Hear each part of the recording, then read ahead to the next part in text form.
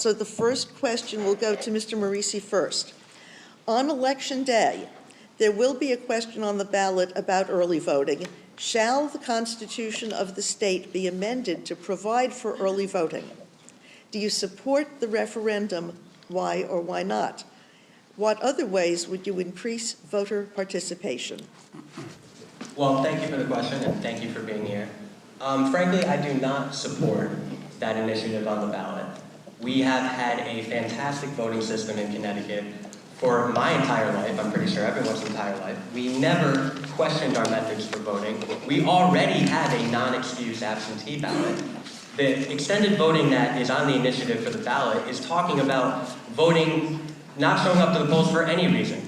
If you have to work and the polls open at 7 o'clock and you have a train at 7:45 and you get home at 5 o'clock, that'll be an excuse not to vote. You cannot have a functioning democracy and everyone have faith in voting if you have an unfettered system where you have ballots going around to everyone, you do not have the infrastructure and the towns do not have the money to support such a cause, and frankly, it's a waste of tax money. It's a waste of tax money. The way to get people out on the polls is to be vigilant, to get out, to educate, to offer access, to offer maybe more polling locations, flexible hours, more poll workers. We do not need to change a constitution, a system that completely works, with frankly something that the only reason you would want to do that has to be nefarious intentions. And to have confidence in an election, to have confidence in your voting system, we need to have simple same-day voting with paper ballots, and we cannot get too complicated on a system that should be simple. Ms. Brinton. Same question? Same question. All right. Well, I do agree with early voting. We're one of 4 states that doesn't allow it, between Alabama, Mississippi, and New Hampshire.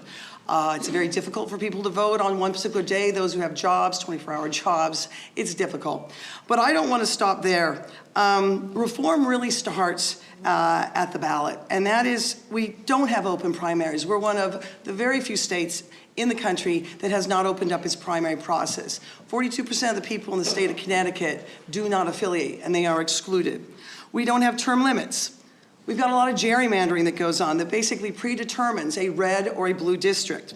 And that basically excludes, in most cases, 45% to 49% of the voters. Their vote simply doesn't count if it's already been predetermined. We need open ballot access. As a minor party, the independent party, we don't have the same rules and privileges that the 2 major parties have. And it's why I'm here tonight. I was given a choice.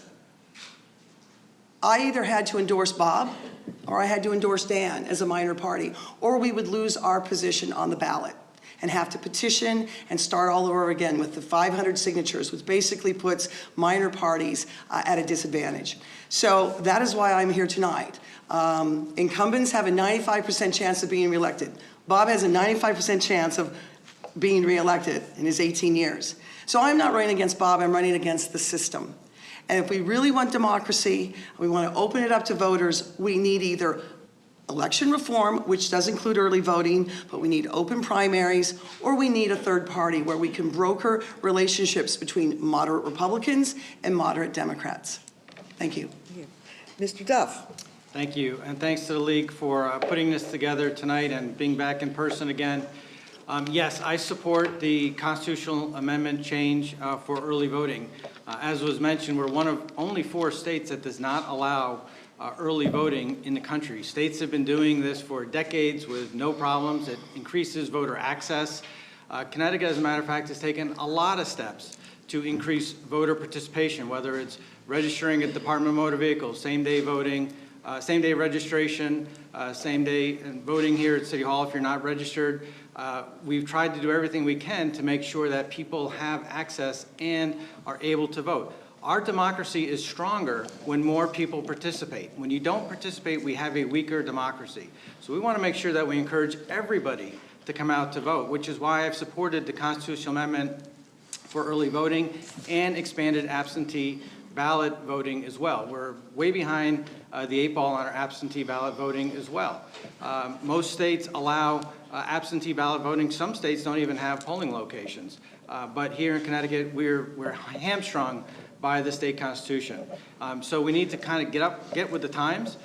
We need to pass the amendment this year for early voting. We're going to continue to work on absentee ballot, expanded absentee ballot voting next year in the legislative session. It's difficult to change the state constitution. We've had to do it, vote on early voting, 2 different legislatures because of the way the Constitution mandates it, which is fine. The Republicans have stood in the way of that progress. But once we hopefully pass it this year, we still have to codify it into state law. So it's going to be like 6 or 8 years before that actually becomes a reality. That takes a long time, and I think the time is now to do it, and we need to give people more opportunity to vote. Okay, thank you. Does anyone want to extend a rebut? I would like to. All right. Mr. Morisi first, Ms. Britton second. Yes, all this talk about voting and participation in our democracy and the voting issue of the ballot, we all know in our hearts that there is no problem with our voting system. Do we need tweaks on our voting system? Yes. Do we need to have more informed voters and more education? Yes. But all this stuff is really just distracting from policies. We're talking about ballot lines. To me, usurping a democracy is when people are voting on October 1st before they even get to hear from candidates. And with all due respect to Mrs. Britton, we're in an election right now. We're in an inflection point where we have things that need to get done. We need action. We cannot be fighting for a party line. We need to be fighting for people who are going to go up to Hartford and hold career politicians accountable. Hartford has a leviathan on voting. They have a leviathan on power, and this election is about breaking that. And all this talk about democracy and voting ballot access is all just a distraction. Ms. Brinton. Well, it's so much of a distraction that you've got people defecting from the Democrat and the Republican parties across this country. 69% of the American public think our democracy is broken, and it's broken for a variety of reasons, because a good 45% are excluded from the primary process.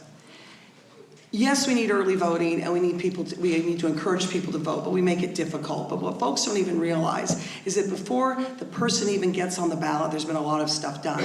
And I'll tell you the other thing that I feel is Secretary of State and Register of Voters, we're running an ROV. We have politicized Register of Voters. We're the only state in the country that has a guaranteed Republican and a Democrat Register of Voters. I believe it should be a nonpartisan position. I think the Secretary of State should be a nonpartisan position. It creates problems for red states and blue states. And so if we really want democracy and we want to move back to the middle and stop the division, we either need reform or a third party. Thank you very much. That's time. Mr. Duff, do you want to say anything on this? But just the fact that I think the question was pretty simple. Do you support or not support the constitutional amendment change on early voting? The answer I have is yes, we should be supporting that. There's maybe other things to work on, but the question that we should be talking to voters on is to whether or not to change the state constitution to allow for early voting. The answer is yes, because when we open up the ability for people to vote, we have a stronger democracy, and that's what we all want. Whether you're Democrat, Republican, unaffiliated, whatever you are, we want to make sure that people can participate, and that makes our democracy a stronger place. And that means you have better candidates, better participation, and a better government that serves you. All right, thank you all. The next question will go to Ms. Brinton first. Affordable housing is a significant quality of life issue in our area. What solutions do you propose to expand affordable housing and ensure that all Connecticut's municipalities provide more affordable housing options? Thank you, Jean. Thank you.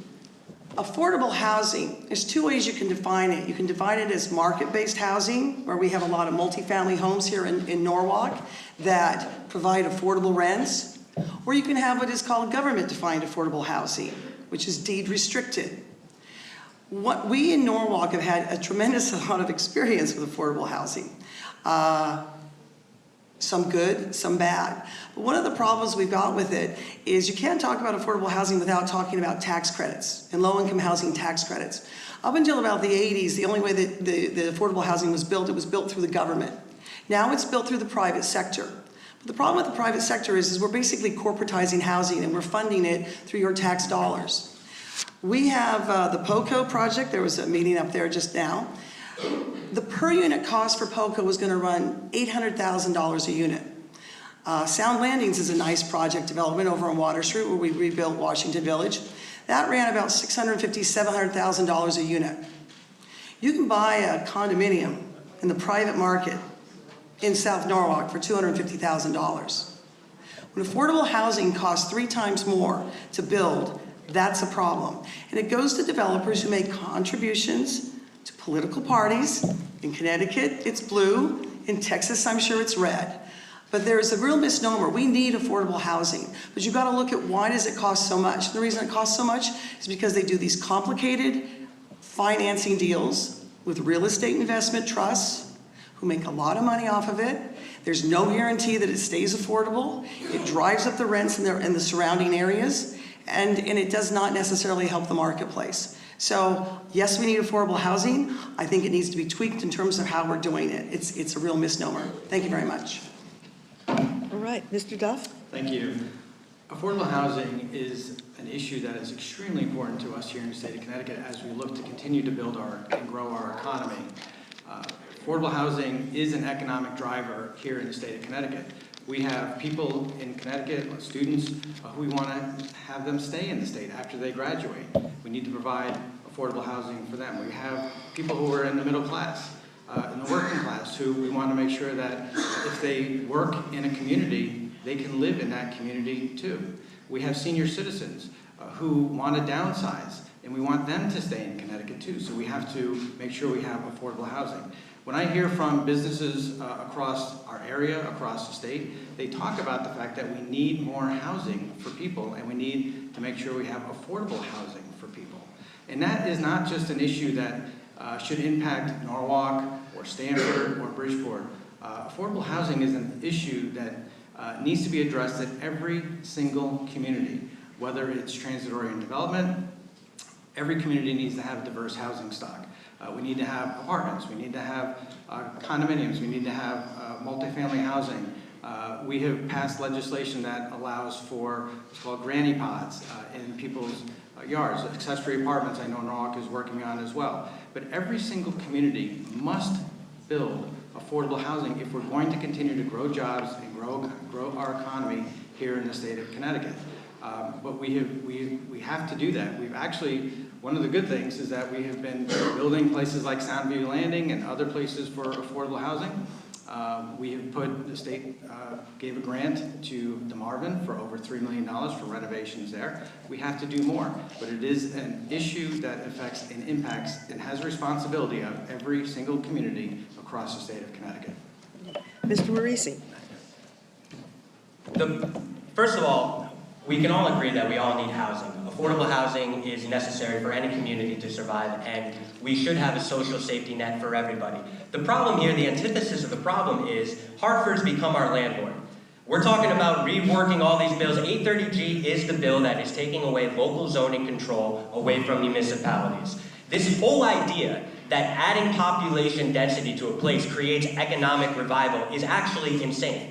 You need an economy to work from the inside out and have housing to go and to support it. I mean, personally, I'd rather give 150 homes to people with a pathway to ownership than $10 million to developers. All it is doing, it is taking the power away from the local people and the local neighborhoods to decide what is best for their people to be home. You want to talk about, economy and affordability. Those buildings down there, Sona Harborside, one bedroom is $2,500. There's no pathway for generational wealth there. You're renting, you're in a cycle of dependency, a cycle of Hartford going out, and frankly, that is not something that helps a community. What helps a community is a little bit of private property. And honestly, Mr. Duff, being the state Senate majority leader, also being a real estate agent, hawking 830G everywhere you go, having development, causing traffic problems, causing environmental problems, I think it's very inappropriate. It is very inappropriate to have a real estate agent working with developers on special projects without the say of the people of Norwalk. The people of Norwalk drive around and they know that there is a housing crisis, and the housing crisis has all been gone from 830G. So we need to rip it up and we need to start local and figure out our own housing problems, maybe with dwellings, maybe with renting rooms, and we need to fix this thing. But I believe that it's the communities that will support housing, not the landlord of Hartford. All right, does anyone wish to rebut? No! Ladies and gentlemen, I said no, I meant no. All right, I also would like to remind those people who came in late before I ask for rebuttal on this question. If you've got a cell phone, turn it off. All right? I do not want to hear beeping while we're recording the candidates. I do not want to hear applause until the end of the third closing. Is this clear? All right. As a matter of fact, most of you should have enough sense to know that it takes time away from the debate. We're not here to hear you yet. We're here to hear you on November 8th. All right. Is there anyone who wishes to rebut on affordable housing? Yes. All right, Ms. Brinton. I appreciate Dan's passion on this, and I want to ask Senator Duff why it costs 3 times more to build this. But I want to point out a few things. Norwalk does have more than its share of affordable housing. We've got 13%, and most of our surrounding neighboring towns have got about 3%. I've lived in 4 states, and I've lived in 3 different countries. Housing in Connecticut's pretty extreme, to say the very least. I don't think Hartford should be dictating how we build. You know, in Connecticut it is, because quite frankly, not enough people in Norwalk vote anymore. So we're getting what we're getting because they know they can take over our city. But at the end of the day, I want to ask Senator Duff, why does, if we want affordable housing, and I don't like 830G, I think it was meant to try and suggest to the towns to open up some more multifamily. But I want to ask Senator Duff, why does it cost 3 times more to build on a per unit basis affordable housing than actually buying and building equity, as Mr. Morisi suggests, a 2-bedroom condo in South Norwalk? Mr. Duff, do you wish to extend a rebut? No. All right.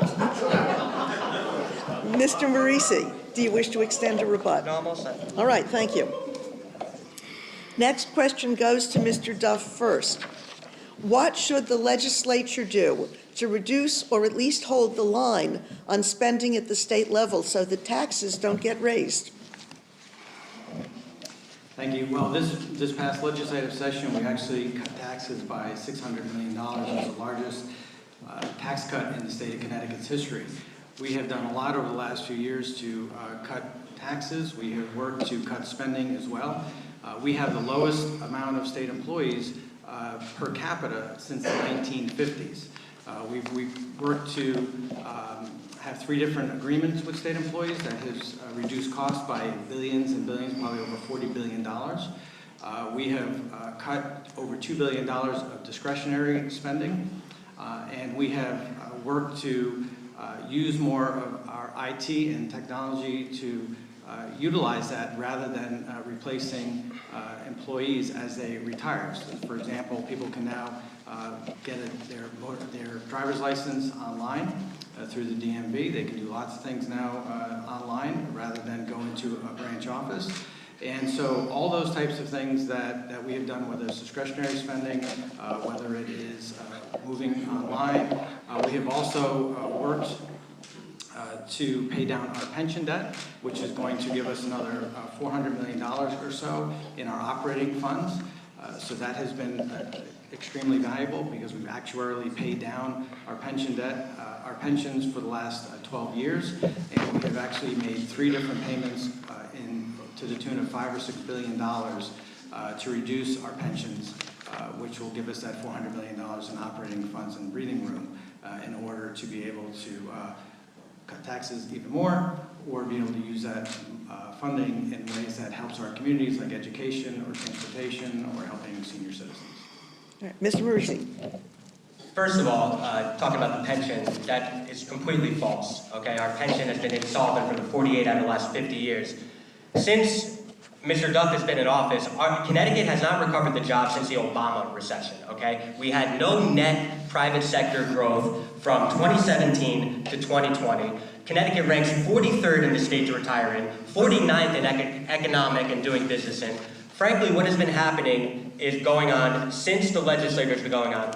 They have added $1.2 billion in new taxes going on. We have onerous regulations. It's impossible to do business here. Uninsurance is going to pay 22% more, small business uninsurance. And the entire Treasury, Bob Duff was not elected to loot the Treasury. Since he's been in office, Connecticut people, they've been spending like drunken sailors. We are $62,000 in debt per person, over $100,000 per household. You cannot function a state having that kind of debt and liability. You cannot have that. Unless we get business back, we open up Norwalk back, we He talked about ASML and all the tech. Those businesses are great, but they do not affect the blue-collar worker. Those are business that is importing an economic agenda from out of state, that is importing workers from out of state. We have degrees, 4-year degrees for state jobs that we have to do. There is so much burden to get done. Small businesses, why did you get rid of the SALT deduction? The property taxes are killing our small businesses right now. We need to, also another thing, we need to raise revenue in other ways other than property taxes. They keep going back to the same person, the same property owner in Connecticut, taxing them. And I know in the last debate, Bob Duff said he was going to try to get rid of the car tax. I don't know, I'm pretty sure everyone in here is still paying a car tax on a car that's paid off from 2002. It's insane. Connecticut is insolvent, and we need to fix this fiscal mess. Ms. Brinton. Thank you.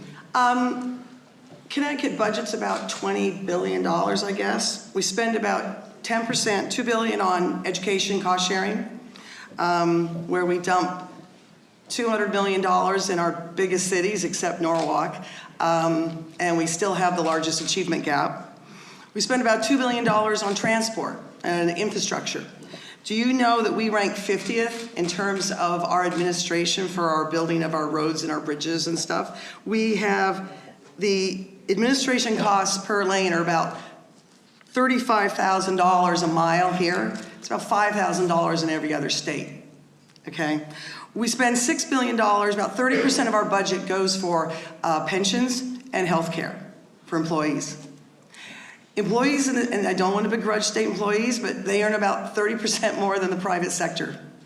I don't know how we're going to ever get out of the mess we're in when the private sector is on the treadmill and they're having to pay for a state that is very generously compensated. In fact, Senator Duff this May just gave himself a raise.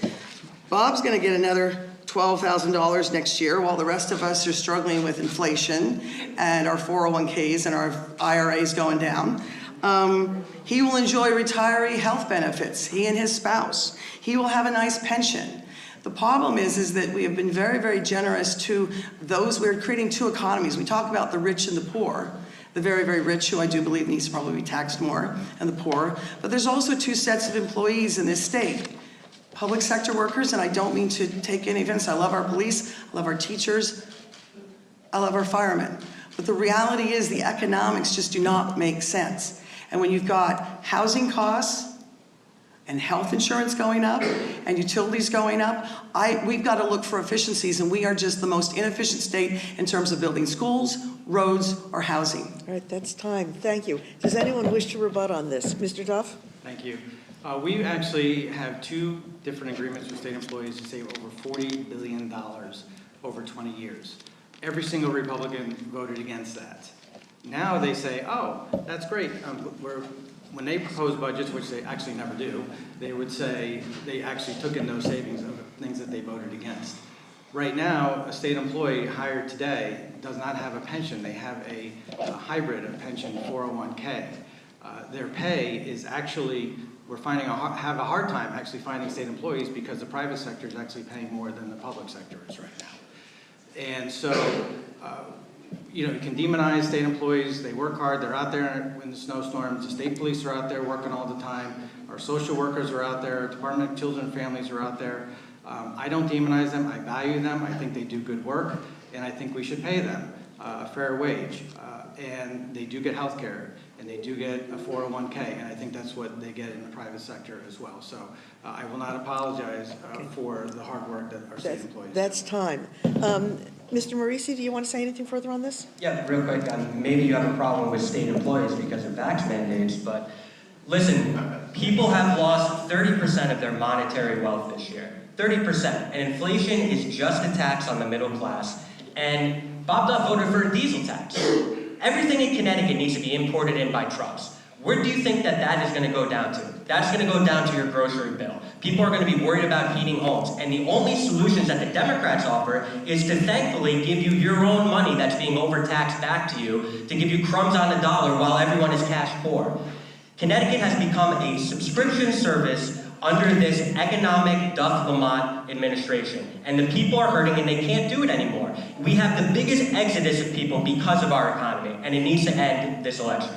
Ms. Brinton, anything further? Yeah, I just want to ask Bob how he feels about getting a raise when, again, my retirement has gone down by 25, 30%. I'm 63 years old. I'm living off of my savings right now, and we've got inflation at 10, 11%. How do politicians continue to give themselves raises in this sort of an environment? I don't know. All right, that's it for this question. The next question goes to Mr. Morisi first, and it's the flip side, spending, not saving. Do you believe that the state should be financially supporting social emotional learning in our school system? I believe that children need all the social and emotional support that they can get. And the difference that I differ is that Hartford has no business doing that. Hartford has no business getting between the parent and the child and their social emotional learning. The schools and the teachers do know what's best for their children. The problem that we've had, I think, and we had an exasperated mental health crisis, as a state we decided to keep kids out of school for 2 years, doing unquantifiable damage to their education, keeping them away from friends, and we cannot talk about social emotional learning without saying of what has got us to this dire strait going on right now. You have kids that are dejected, that can't learn, that can't read, that aren't having social, and we are offering SEL learning, and on the flip side, our K through 12 kids can't meet basic standards. They cannot meet basic graduating standards. And frankly, if you have a kid who cannot read Huckleberry Finn, to me that's more important than having guidance counselors come in all the time, saturating their education. The parents and the teachers are the ones that need to support their students. We need communities around them. We need more programs. We need more tangible, instead of investing into more social workers, why don't we invest into programs, tangible programs, after school? We have a YMCA in the middle of Norwalk that is just shut down for no reason. No. What a, You want to take that? There you go. yeah. Okay. But yeah, we have a YMCA that's shut down. To me, that represents everything that's wrong with SEL.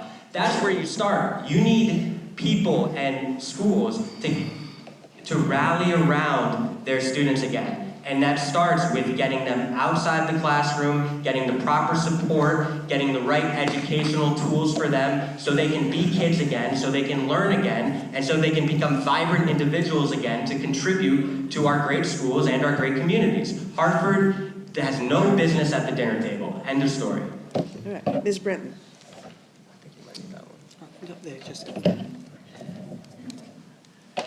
Yes, we need. I spent 12 years teaching students 4th through 8th grade after-school writing programs, and just recently I've been helping some of those former students prepare their college entrance essays. And they're stressed. There's no doubt about it. COVID was incredibly damaging to these kids in terms of their isolation and their need for interaction with their fellow students. The problem is right now, we don't have enough money. And why? Because we're spending money on bricks and mortar. And on bricks and mortar that have been funded through, again, means that are now being investigated by the FBI and the state. Senator Duff, rather than getting us money for our school system that does have a high-need student population, that needs socio-emotional learning, that needs reading, writing, and arithmetic, I agree with Mr. Morisi. My mother was a school teacher. We have deviated so far from our basic education and preparing these children for a 21st century economy, a global economy. I'll tell you when they need socio-emotional learning is when they can't get a job, when they're too afraid to go off to college. And what we're doing right now, what Senator Duff has done, is he's suddenly found a couple $100 million for a Norwalk high school. Never mind the fact that we haven't paid off the debt from the renovation work at Norwalk High. And so, spending is also about making choices and priorities. And I think, quite frankly, I grew up in a school where it was more important about what went on in the school, not its shiny facilities. So yes, I do believe we need socio-emotional learning, but we seem to be spending money on construction, whether it's constructing schools, constructing affordable housing, or constructing bridges and roads that cost 2 or 3 times more than what they should be costing in the state of Connecticut. So if you really care about children, you need to start spending that money or bringing that money into the schools and socio-emotional learning and not bricks and mortar. Thank you. Mr. Duff. Thank you. Yes, of course we need social and emotional learning, and actually in our last session, we worked very hard on a bipartisan basis to pass Senate Bill 1, Senate Bill 2, and House Bill 5001 that talked a lot about social and emotional learning, mental health for our children, to finally put in place various steps to help children in some of the gaps that had been there. We had worked hard to make sure we got our schools back open again, to make sure our kids had the proper support that they needed. We knew that there was gaps in our communities, especially in our cities, so we put funds there as well, and then also establish school-based health centers in new places, and to help our children ensure that they had the services that they needed, especially as they came back from COVID and not having school for a time.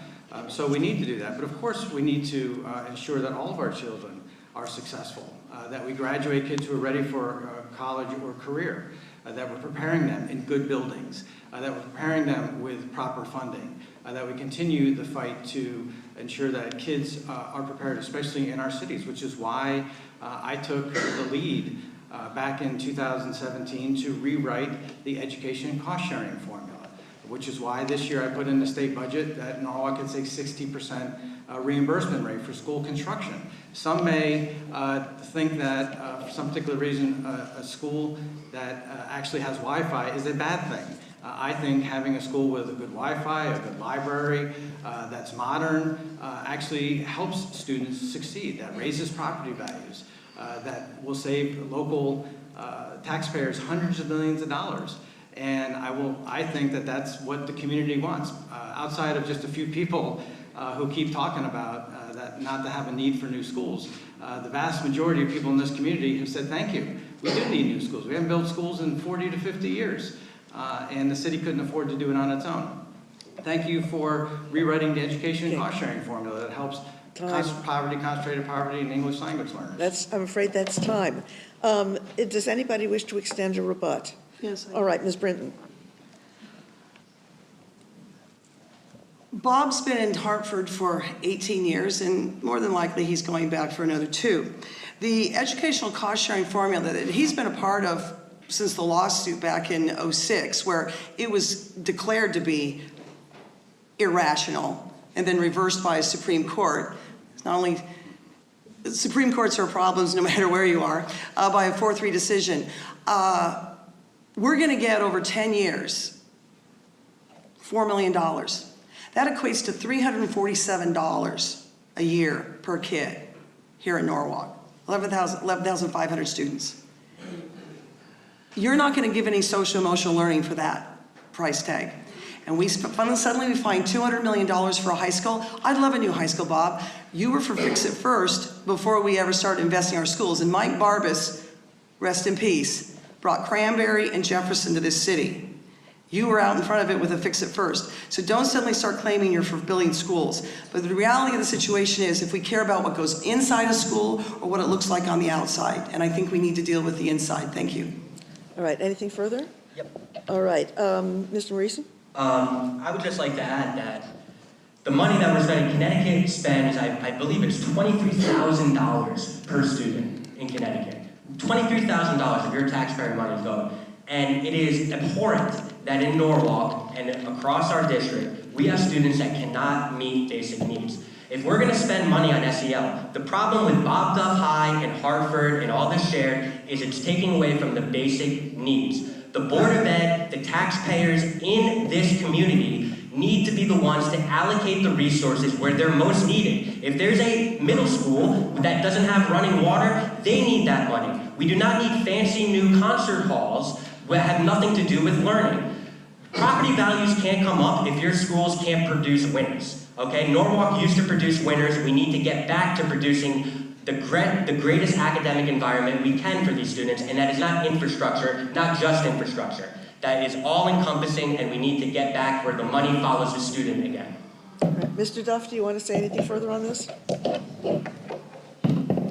Thank you. One of the best things we could do as a community is to educate our children to make sure they're successful going forward and that they're prepared for college or career, good jobs. We can grow our economy. Connecticut is a state where you need an educated workforce. In fact, we have the most educated workforce in the entire nation, the most productive workforce in the entire nation. That's why it's important that we in Norwalk, like other communities, have good new schools. New Haven, Hartford have new schools. Other communities have new schools. We should have that as well. Our education cost-sharing formula is in the 4th year of a 10-year phase-in. I would have done it in 5 years, but I had to make a compromise with the Republicans during our bipartisan budget so that it had to be at 10 years because they were worried about their communities that were losing population going to be getting less dollars. So we had to make a compromise. Would I like to phase it in next year all at once? Absolutely, and I think we hopefully do that. The amount of money that Norwalk's going to get, saying that it's only going to be $4 million is untrue, because that was if you had kept the same amount of dollars in from the beginning, and it would have been more than that, and we still continue to put even more dollars in going forward. I'm sorry, that's time. Remember, the rebuttals are only 1 minute. All right, the next question goes to Ms. Brinton first. What is your position on the right of privacy of the individual to make reproductive choices? Would you change Connecticut's safe harbor abortion rights law, and if so, how? I'm a woman. Oh, sorry. I'm a woman. I support a woman's right to choose. It's been codified in this state. I consider it's unfortunate that this is what we're talking about, because it is not an issue in the state of Connecticut, and it's shocking to me that it's an issue in this country, and I do believe that most of the states are going to rectify it. You saw it corrected in Kansas, a red state. Women, there are more female voters in this country than there are men, and I believe that that will be rectified. You know, the issue in the state of Connecticut, and I drew everything I came up with when I was preparing for this debate, it was a triangle, and it was, we need to deal with housing, we need to deal with education, and we need to be able to have jobs, and that goes with infrastructure. And we also need healthcare, and the healthcare and the education are two things that we need to be able to have and not have it cost you a fortune in order to get ahead in life. And I kind of just view, like I said, I support a woman's right to choose. It's a non-issue. We need to be talking about the affordability in the state of Connecticut. Our utilities are going up, our water rates are going up. These are the issues, and it is frustrating to me that you know, and I appreciate the league, but I really feel that that's a disingenuous question, and it's a tactic by the incumbent party in this state to distract, okay? What do women care about? They care about their children, they care about their families, they care about putting food on the table. These are the issues that make Connecticut the most unaffordable state in the country, and you have to ask yourself why. We're a small state. I believe we've got a lot of corruption and a lot of, or call it cronyism. You can call it corruption, or you can call it cronyism. And part of that's because of single party rule. I appreciate the passion that Mr. Morisi has, because he's a young man and he's seeing his future squandered by a generation of some of us older folks. And I hear a wah, wah, wah out of Bob. Sorry, time. I just want to be in the middle. Mr. Duff. Thank you. Everybody should know that the right for a woman to make her own choices is not guaranteed in the state of Connecticut. We passed a law that codified Roe v. Wade, but it is only a law. It is not a constitutional right in the state of Connecticut. So you have people who want to talk about other things, and then they'll say, oh, the right is guaranteed. I'm not talking about it, we don't have to worry about it. That's not true. Because we've had over 30 different bills and amendments by my Republican colleagues who have filed to take away or modify a woman's right to choose just over the last few years. This is not new this year. Over the last few years, we've had over 30 attempts, bills or amendments, to take away a woman's or modify a woman's right to choose. So it's not settled. So that means that the Democrats have been the ones to fight back and beat back those bills and amendments. And so if people view this as an important issue for them, for their own personal decisions, for their choice, they know who they need to vote for. Because we're the ones who have been standing up for women and their reproductive freedoms. I mean, just look what we see on a national stage with Senator Lindsey Graham, who's looking to put a national abortion ban. And that's only the beginning for them. They're looking to do contraceptive bans. They're looking to reverse same-sex marriage. These things are important for people. These are issues that people talk about at the kitchen table. They are issues that people think and know will affect their families. And so I'm always going to be a fighter and stand up for women in their reproductive choices and their freedoms. I don't want to be like another state where we see children who have gotten pregnant because of incest, and they have to go to another state to get an abortion. Okay, Or that's time. terrible stories like that. I'm afraid that's time also. Time. Well, I'm glad Mr. Duff is talking about the senator from South Carolina, even though we're in Connecticut. Listen, abortion is codified here. It's not an issue here. I actually agree with Lisa. All it is a giant distraction. The Democrat Party, Senator Duff, Lamont, everything, they cannot run on any sort of rhetoric. Abortion needs to be safe, legal, and accessible.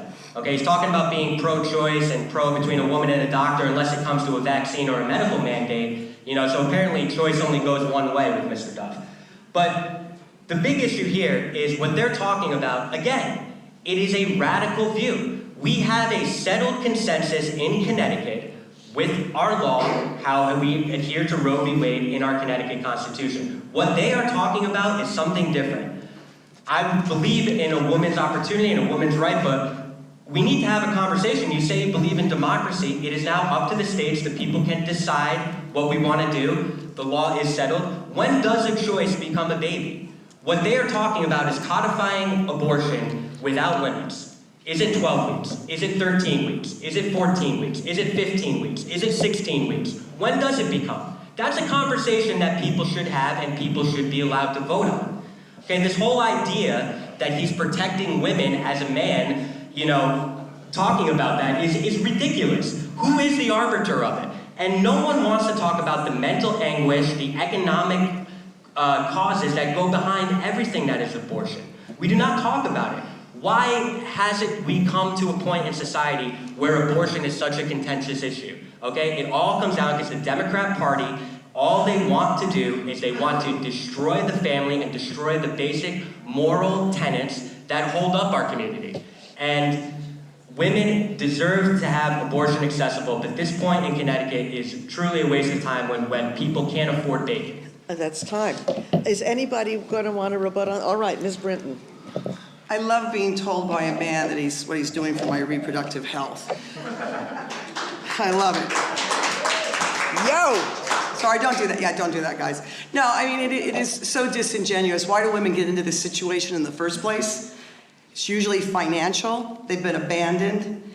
And so, again, the issues to talk about this and to hear this disingenuous conversation about how Bob's protecting my right to choose is incredibly infuriating and frustrating. What I don't have a choice on is the affordability in this state. My kids going to college, affording health care. You want to talk about abortions? Let's talk about health care and women's accessibility to abortion. Insurance rates are going up by double digits. Bob's aren't. Bob's got insurance through the state. Okay, it's a real different set of rules. And so, like I said, I am frustrated that we are using this as a conversation here in Connecticut because I think we need to be talking about the economy. Thank you. Okay, thank you. Mr. Duff, do you want to say anything on this? Thank you. People make statements about people's personal lives sometimes that aren't always accurate, so be sure what you're saying, Lisa. But I've been the only candidate endorsed by the Planned Parenthood, and I'm proud of that. I've said that women should have the right to make decisions between themselves and their doctors, and it's not up to government to get in the way of that decision. I don't want to see us become Florida. I don't want to see us become Texas. I don't want to see us become other states where it limits a person's right to choose what is best for them. And nor do I want to see it where children have to leave the state because they cannot get services, or a woman dies because the doctor is unsure what the right answer is from a medical perspective of if a woman's life is in jeopardy. This is a serious question for this election this year. This is not something that is passé. It's not something that has been codified. It's not something that we shouldn't be talking about. This is a front and center issue for people's rights that have been rolled back from 50 years. And if you think that the Supreme Court is done on this issue, Just wait till the other issues. All right, I'm proud thank to live you. in Connecticut, Time. and I'm proud to make sure that we always uphold the woman's right to choose. That's time. Thank you. Mr. People's Marisa, do rights you want are to say women's anything rights. further? You want to get more? No, I mean, I just want to say, it's just, you know, abortion. It's a ridiculous thing when people are paying 3 times as more to heat their homes. It is a law that is settled in Connecticut. You want to talk about women's rights? Why don't we talk about the nurses that you fired because they couldn't get a shot, state employees? Those women's had rights too. You cannot talk about being pro-choice and everything without talking about the environment around it that goes around. And to me, it is just really, it's very disrespectful to the voters to try to scare women to get them to vote for you when there are an array of other issues that are going on directly down from Hartford. Abortion is not an issue. Women's health will always be supported. Thank you all three. We now get to closing statements. By the luck of the draw, it looks like Mr. Duff is going to go first. Timer's 2 minutes. All right. Well, thank you, everybody. Thanks for the opportunity to talk about a few of the issues this evening that I know are so important to the people of Norwalk and Darien. To the folks who are in the audience tonight and those who are listening afterwards, I'd just like to say that I believe you all know me. You know my family and my record of public service, and public service is my passion. I love standing up for you. I'm proud to live in the state of Connecticut. When I ask people if they're proud to live in the state, hands go up because they're proud to live in a state that has choices and freedoms, and that where people are moving here like crazy. In fact, we've had over 50,000 people become permanent residents of the state of Connecticut. Our economy is growing. We have record new businesses that have started. Businesses are moving into the state. Our budget is good. We are in a surplus. We have a full rainy day fund, our savings account. Our bond ratings are up. We are paying down our debt. As a matter of fact, again, it's giving us extra operating room in our budgets. Funding and grants are coming into Norwalk like never before. We've had over $300 million come into the city of Norwalk over the last 2 years, whether it's for school funding, whether it's for city funding to keep property taxes down, whether it's for school construction, whether it's for the health department, for any number of places, infrastructure. Our funding is coming into the city like never before. I am very bullish, I'm very positive about the state of Connecticut. I'm very positive about our city and the town of Darien. I think there's a lot of potential. I still think we have a lot of work to do, which is why I'm running again and asking voters to re-elect me. So once again, if you believe in your heart that I have served you well, I humbly ask for your support. Thank you so much. Thank you. Mr. Marisi. Thank you. At first, obviously, thanks for the opportunity for being here. You know, I am extremely humbled and honored to try to earn your vote and to have this nomination. It is something I want to do and I'm passionate about. And, you know, coming in here tonight, I would just ask yourself one thing. If, you know, your life has been better off these last few years under this Duff and Lamont Hartford administration than it's not. When you filled up your car this morning, when you bought food today. I mean, you just look around. The quality of life is hurting here in Connecticut. And to me, Bob Duff, he represents the past, all the policies and the platitudes for the last 20 years that really have led the people of District 25, Norwalk and Darien, nowhere. The progressivism that we've dealt with for the last 20 years has been nothing but regressivism. You know, if we want real change, real progress, a real way of moving forward, we need to oust what hasn't been working, and this clearly hasn't been working. You know, I wouldn't be here if Bob Duff was doing his job. You know, I was born here. I came back here to try to start a life here. And I know I can represent Norwalk and Darien well because I am one of you. You know, I've made mistakes that have made me mature into a young man. And, you know, I've clocked into a job at midnight. You know, when most people are getting started, I've, you know, tried to help and support my family. You know, I've tried to help my mom. And there is no upward mobility anymore in Connecticut. It is a generational failure. And I believe our system is set up for common people to stand up to tyranny, whether it's on a local level or on a national level. And all I want to do is fight for the people of our community. I don't want to fight for a party. I want to fight for the people, only be accountable to them. And I promise that I will put the citizen back in citizen representation. And I will show up and be there for you guys and really do my best to break the Hartford monopoly. So thank you again, and thank you, the league.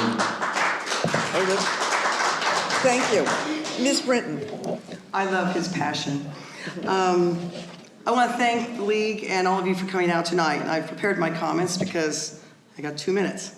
I'm an independent, and I always have been, those of you who know me. To the left of Mr. Morisi, to the right of Bob. According to a recent Quinnipiac poll, the majority of Americans think our democracy is broken. And Connecticut contributes. We're one of the few states that still has closed primaries that exclude 42% of the unaffiliated voters. Both parties fearmonger about abortion, all right? They fearmonger and promote false narratives to rile up the base and drown out reasonable discussion. Gerrymandering and winner-take-all discounts half the voters. Single-party rule dominates every single office in Norwalk but one at the state and local level, despite 45% voting differently. After 18 years, Senator Duff is the Hartford machine, doubling people and cars on Norwalk's 375-year-old streets. Water shortages and untreated sewage aren't by chance. And when per-unit construction costs for affordable housing are 3 times more than what you could buy a condo for, it begs a question. Pension debts double the national average. Our housing, electricity, health insurance, and infrastructure costs are the highest in the nation. These issues, coupled with overregulation, rank us at the bottom in terms of creating jobs. As for education, school construction takes precedent over reading, writing, and arithmetic. My reform campaign started 6 years ago. Discovering 3-minute public comments were useless, I used the ballot to take on disingenuous charter revision. Do you know Norwalk's one of only 3 towns that doesn't allow minority party representation on the Board of Ed or the council? I challenged the mayor and I got close, and last year I established the independent party again in Norwalk with 15 candidates. Without state election reform, we need independent candidates or coalitions with Republicans and Democrats to bring people back to the center. Okay. And that's why I'm asking for your vote tonight. Send a message to Bob, send a message to Hartford. Thank you. We need moderation. Thank you very much. That's time. Thank you. Now.